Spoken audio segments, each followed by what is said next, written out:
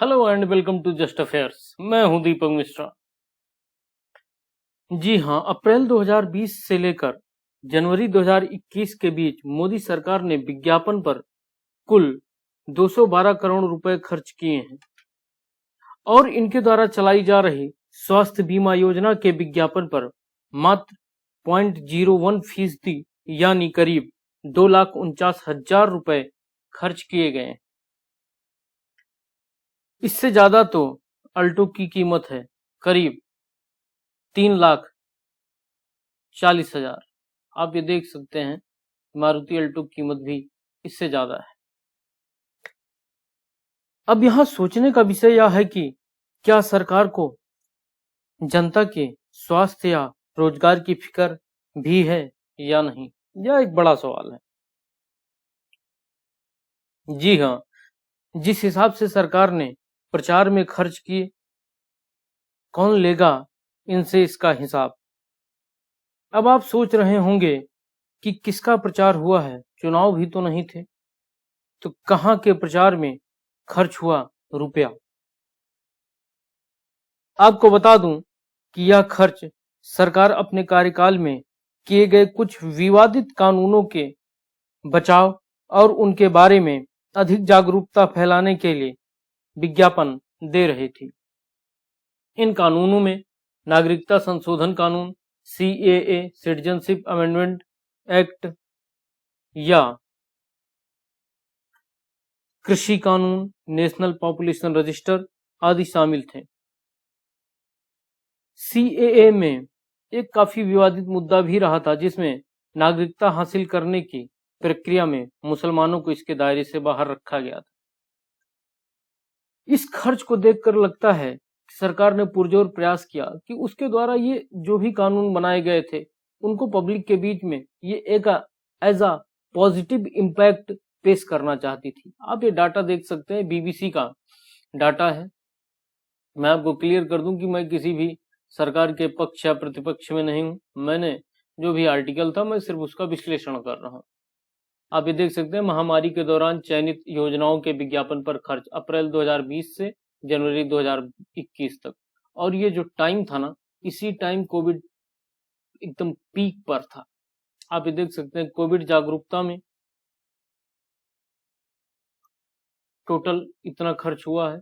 इसमें कृषि कानून में इतना अमाउंट, मुमकिन है अभियान में इतना, GST में इतना, CAA अभी आपको बताया, नागरिकता संशोधन कानून में इतना करोड़, ये सब। और सबसे कम जो खर्च हुआ है, आप डायरेक्ट देख लो, पीएम जय क्या है?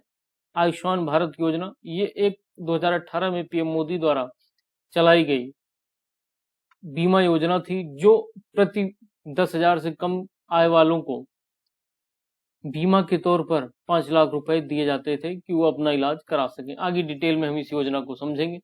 बहरहाल आपने इस चार्ट को देख लिया कि इन्होंने स्वास्थ्य पे कितना कम पब्लिक के एडवर्टाइजमेंट में खर्च किया है। बाकी चाहे वो फिर CAA हो, उस पर आप देख सकते हैं कितना इन्होंने खर्च किया, या फिर इनके द्वारा बनाया गया कृषि कानून झूठ से सावधान, इसके एडवर्टाइजमेंट में सरकार ने कितना खर्च किया है। चलिए आगे देखते हैं।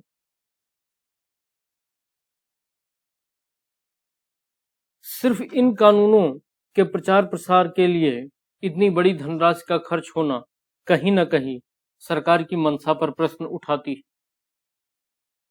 हालांकि यह देखा गया है कि PM मोदी और उनकी सरकार पर अक्सर विज्ञापनों में जरूरत से अधिक खर्च करने का आरोप लगता रहा है।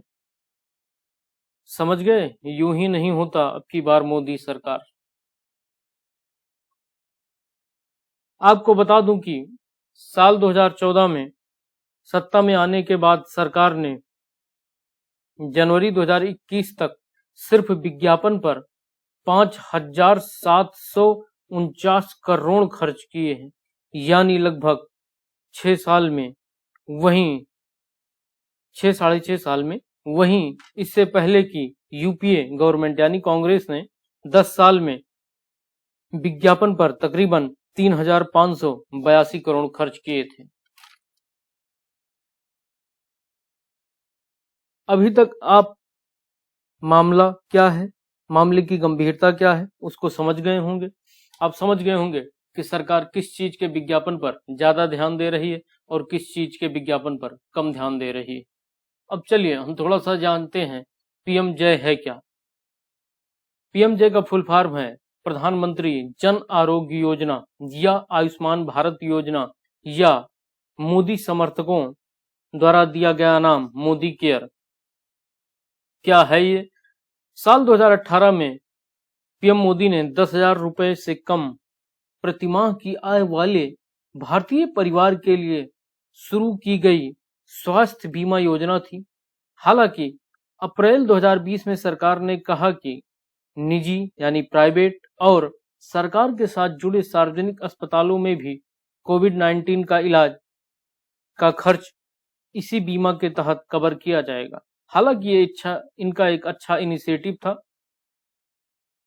अब देखना ये होगा कि क्या वाकई में लोगों को फायदा मिला था।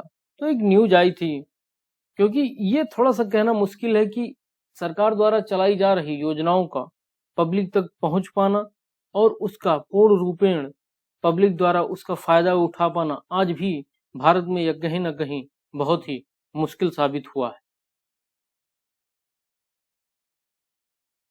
इस योजना से लोगों को मिले फायदे के बारे में कहना थोड़ा मुश्किल है, क्योंकि राजस्थान के सीकर में रहने वाले राजेंद्र प्रसाद को इस योजना में पंजीकरण के बाद भी बिल देना पड़ा था। जी हाँ, एक राजेंद्र प्रसाद थे। राजेंद्र प्रसाद राजस्थान के सीकर के निवासी थे और उनका पीएम जय के तहत पंजीकरण था, रजिस्ट्रेशन था, लेकिन उसके बावजूद भी उन्होंने हॉस्पिटल का बिल पे किया था। तो एक कैसा रजिस्ट्रेशन और कैसी बीमा, जब उस दायरे में आने वाले व्यक्ति को भी अगर बिल पे करना पड़ रहा है, पैसा देना पड़ रहा है, तो मैं पूर्ण रूपेण इस योजना के लिए समर्थित नहीं हूं।